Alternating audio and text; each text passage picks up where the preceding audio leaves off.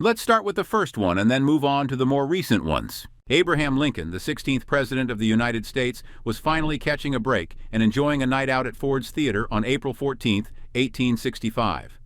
Little did he know, the real drama wasn't on stage, but behind him. Enter John Wilkes Booth, an actor and Confederate sympathizer who clearly thought the Civil War was just intermission. Booth, who evidently believed subtlety was for amateurs, crept into Lincoln's box with all the grace of a cartoon villain. With his trusty single-shot Derringer, because who needs a reload plan, he took aim and shot the president in the head, right in the middle of the performance. Not to be outdone by the actors on stage, Booth dramatically leapt onto the stage, managing to break his leg but not his overinflated ego, and shouted, "Sic semper tyrannis," which is Latin for "thus always to tyrants," or loosely translated, "Look at me, I'm the misunderstood hero of this tragedy." Chaos ensued as Booth made his theatrical exit, galloping into the night like he was auditioning for the role of a lifetime, leaving behind a nation in shock and securing his spot as one of history's most infamous delusional villains. James A. Garfield, the 20th President of the United States, was having a perfectly ordinary day at the Baltimore and Potomac Railway Station in Washington, D.C. on July 2, 1881. Enter Charles J. Guiteau, a man whose primary qualification for being an assassin was an overabundance of delusional self-confidence. Guiteau, who thought he'd be rewarded with a government job for his service, approached Garfield with the subtlety of a toddler demanding candy. Armed with a revolver, Guiteau shot the president twice because why not double down on bad decisions? Garfield, ever the overachiever, didn't die immediately. Instead, he lingered for several agonizing months, enduring the best, or worst, of 19th century medical care, which probably included a lot of leeches and guesswork. Guiteau, meanwhile, was caught and continued to insist he was just trying to help the country, proving that delusion truly knows no bounds. Ultimately, Garfield succumbed to his wounds, and Guiteau secured his place in history, not as a hero, but as a textbook example of how not to seek a job promotion. William McKinley, the 25th President of the United States, was having a grand old time at the Pan American Exposition in Buffalo, New York, on September 6, 1901. Enter Leon Czolgosz, an anarchist with a flair for the dramatic and a misguided belief that shooting the president would solve all his problems. Czolgosz, who apparently skipped the part about peaceful protest in Anarchy 101, approached McKinley with a concealed revolver, cleverly hidden under a handkerchief. Because nothing screams, "I'm up to no good," like a handkerchief in the middle of a crowd.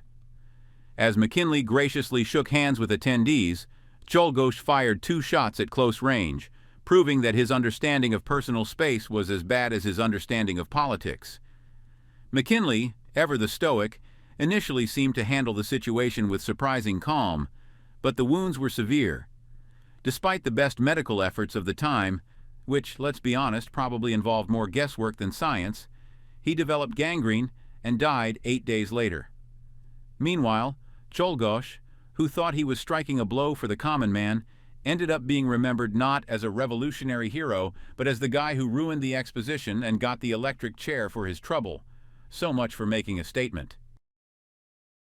John F. Kennedy, the 35th President of the United States, was taking a sunny drive through Dallas, Texas, in a motorcade on November 22, 1963.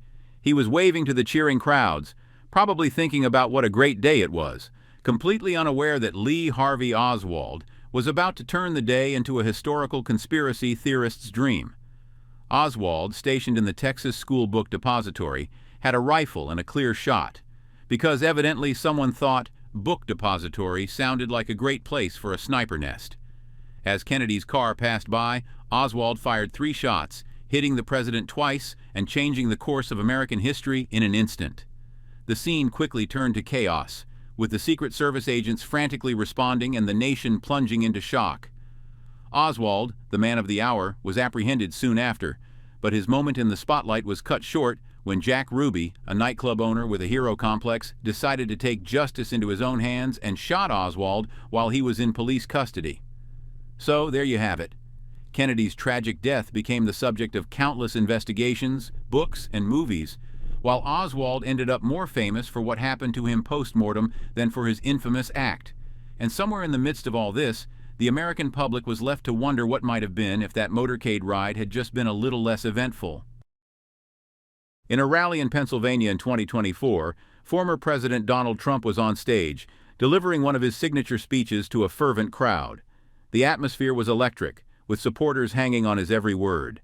Enter an unnamed 20-year-old from Pennsylvania who apparently thought that the best way to express political dissent was with a firearm.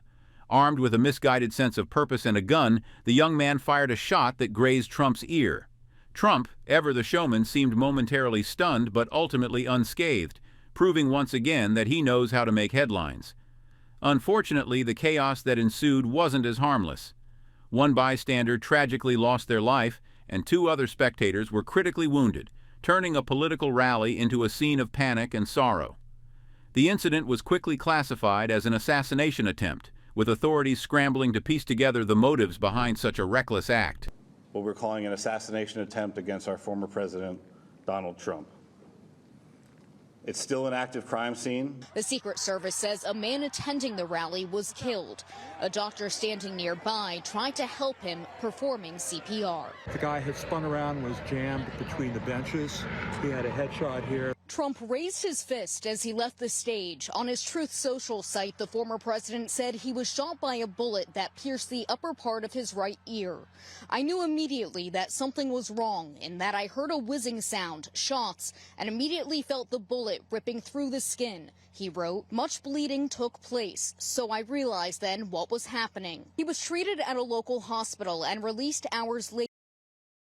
A New York Times photographer captured what appears to be one of the bullets. Hear these 4 shots and everybody's screaming drop, and you can see the blood like splatter on his face, and the Secret Service just barricades him. The Secret Service says the gunman was outside the cordoned off area of the rally, standing on an elevated structure, and that he was shot and killed by a member of the agency's counter-assault team. We're not prepared at this time to provide the identity of the potential shooter. We're in the process of doing the confirmation. Some rally attendees say they tried to warn police after spotting the suspect. There's a guy on the roof with a rifle, and the police were like, huh, what? You know, like they didn't know what was going on. If he was doing the job, I wouldn't even be doing this. I'd be at some beautiful place with the gorgeous ocean, the Mediterranean. Look, they're all pointing. The Atlantic, maybe the Pacific. Yeah, someone's on top of the roof. Look. There he is right there. Right there, see him? He's laying down. See him? Yeah, he's laying down. And Scott, I'm here with you fighting like hell to get a Senate. What's happening? And to make sure we take back the White House, because if we do, we're going to make America better than ever before. We're going to make it. Yeah, look. There he is. Easy, because we have millions and millions of people in our country that shouldn't be here. Dangerous people. Criminals. We have criminals. We have drug dealers. We have people that should not be here. Right on the roof. It's much tougher than it happens. You went right on the roof again.